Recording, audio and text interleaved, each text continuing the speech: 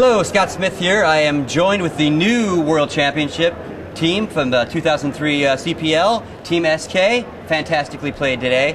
Why don't we walk you through each guy's player's name and as well as your real name and give us a quick impression of how you think today's match turned out overall. Sure. I'm BDS, Andreas Thorstensen, and we played our game and we won. Simple as that. Christer Eriksson, Fisker, we just owned them. Michael Corduner, nickname All. I think it was a great game. We had control all game. So. Christopher Forsberg, Brunk, no comment. Tommy, Ingemerson, Party. I'm Emil Christensen, Hedon. I think we played our game and we were like twice as good as them, so there was no problem in this game.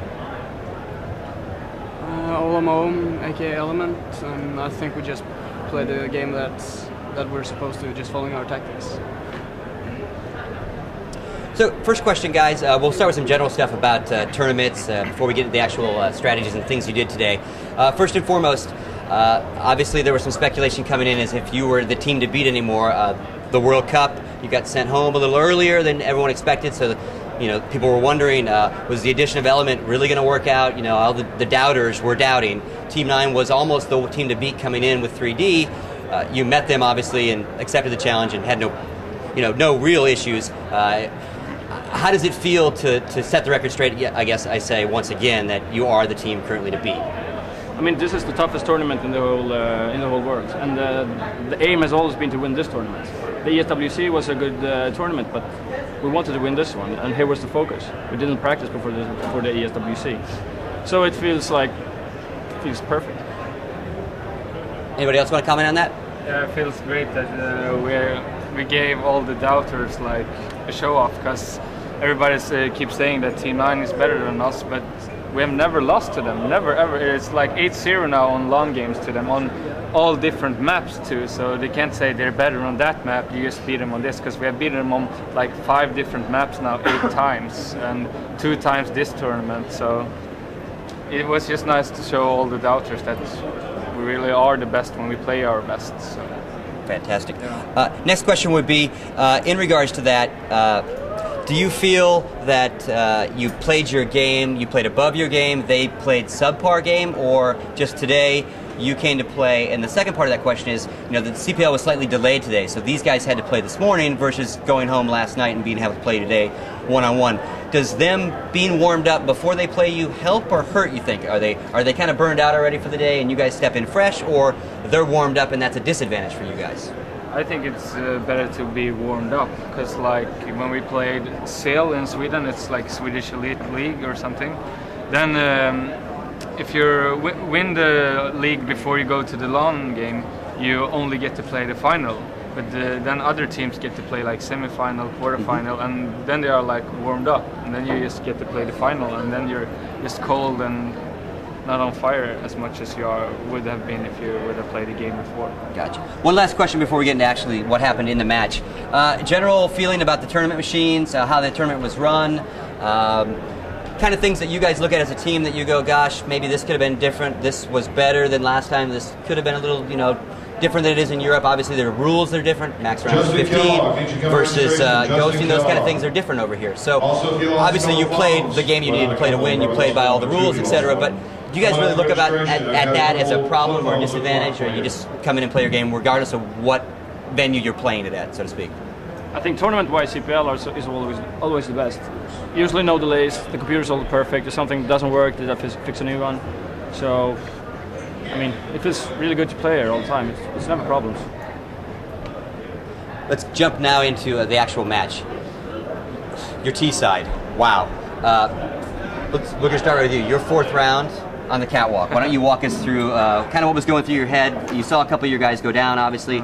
You had to come up with a big round, you did. What do you think when you're doing that? I don't know, I was a bit shaky before, because I know it was a really important round, because I think we needed maybe an echo round if we lost it. So then we were down 3 vs 5, I think. But first I got the 2 first pretty easy, because I knew pretty much where they're standing, because I heard when they were shooting at Heaton, so I pretty much knew their positions. I just straight out and killed both of them. Then I went up A and I saw Executor, and I think I headshotted him, and he just ran to the CT spawn hiding.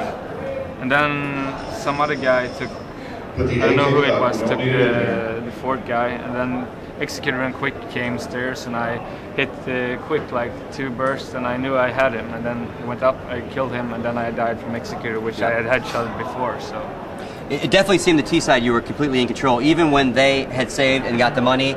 The way you played their money against them almost. And is that something you normally do, or did you play that because you know the way they're going to play? They're a different kind of style, and you kind of took it to them at their own game almost. We have changed our style a little bit since the SWC, so I think this is more like our new style of playing, like taking it more slowly, wait to attack a little bit.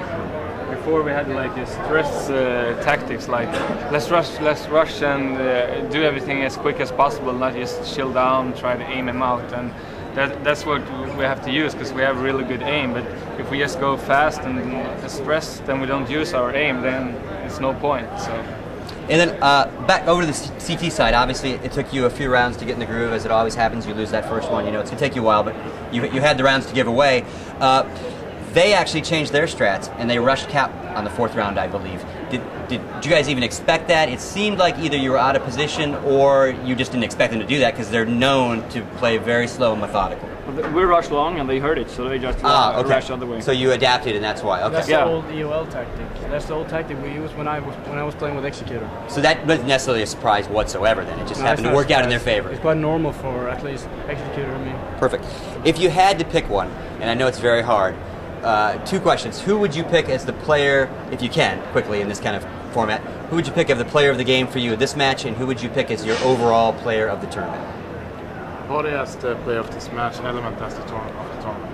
I think Fisker's CT side when he took 3 guys on an echo. He had A up rounds. So one key round was the echo we had. He had up and he took 3 guys when they had weapons and then won it. So I think all players did the key rounds. It was like it wouldn't have been possible if not one of us were on fire, and everybody took like important rounds the whole tournament. Element did a great job making us to the final. Fisker played good, all played good, Heats played good. So everybody played clutch rounds. So. I mean, it's a team play game, and some people play different styles, and some are more defending. So it's. Because you definitely have some of the top teams out there that they have the one player that is technically their clutch player, the one that is more than likely to win a 3-on-1, those kind of things. You guys almost have, every single one of you are clutch, so that's got to make it easy all around. You know. Any final comments on the tournament? Obviously, congratulations, they're certainly in order. What do you guys see as the future? What do you see as the future of what your organization? What's your next level? What are you guys looking to do in the future? We're going to go try to get more professional, and of course focus on the leagues in this autumn, the CPL Europe event, the WCG. Yeah, we're just going to go continue what we're doing. And thanks to you guys for making awesome videos. Thank you very much. Thanks, guys. Congratulations once again. We'll see you in about 5.5 months over here, huh? Yeah. Thanks, guys. Thank you. Thanks.